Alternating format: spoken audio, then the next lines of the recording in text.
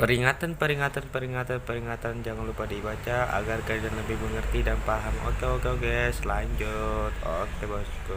Assalamualaikum warahmatullahi wabarakatuh. Puji Tuhan, kehadirat Allah Subhanahu wa taala yang telah memberi kita karunia dan hidayahnya.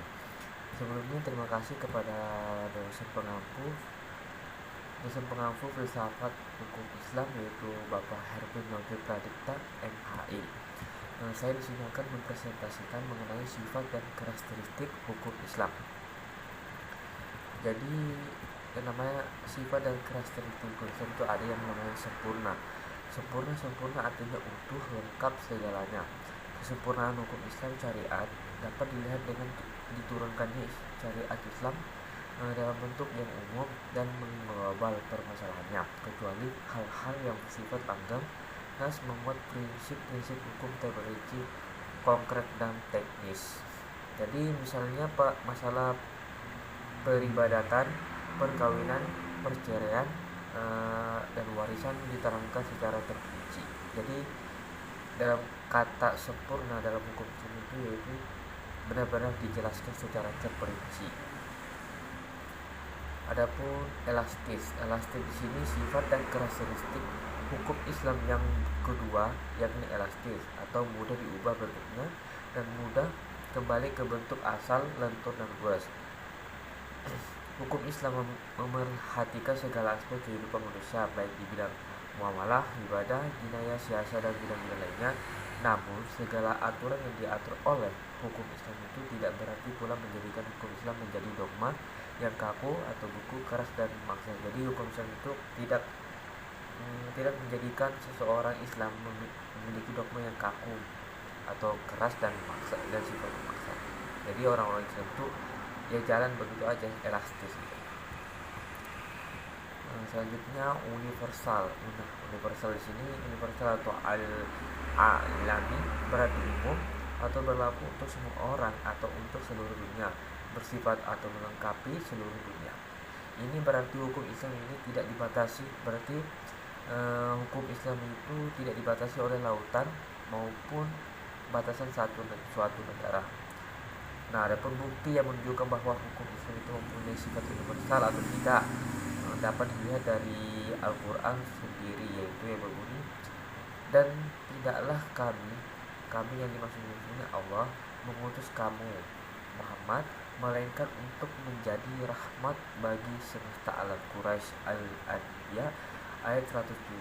Dan adapun Quran yang lain itu Quraisy Al-Saba ayat 28. Jadi kedua ayat Al-Quran di atas menyatakan bahwa syariat yang dibawa oleh Nabi Muhammad bukanlah dikhususkan untuk orang Arab saja, namun berlaku ada di seluruh dunia. Bisa dikatakan seperti itu. Selanjutnya dinamis. Dinamis dalam KBBI dijelaskan makna dari kata dinamis adalah penuh semangat dan tenaga, sehingga cepat bergerak dan mudah menyesuaikan diri dalam keadaan dan sebagainya. Jadi dalam hukum Islam itu kedinamisan hukum Islam terletak pada dasar-dasar yang menjadi dasar dan yang pokok bagi hukum.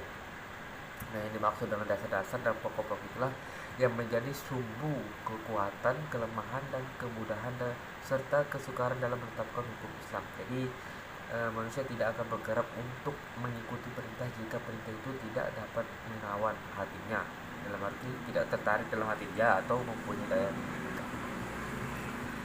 Dan selanjutnya ada pun sendi-sendi dari kedinamisan hukum Islam itu sendiri terdiri dari 5. Yang pertama, meniadakan kepicikan.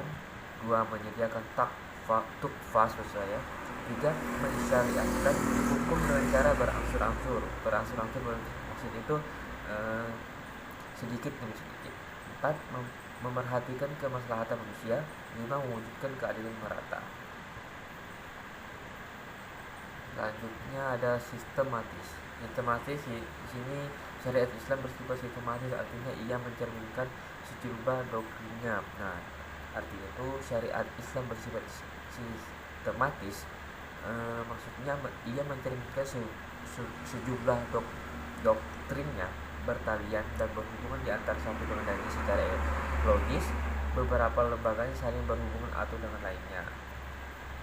Jadi demikian hukum Islam dengan lembaganya demikian saling berhubungan satu sama lain. Maksudnya hukum Islam tidak akan bisa dilaksanakan apabila diterapkan sebagai sebagian dan ditinggalkan sebagian lainnya maksudnya.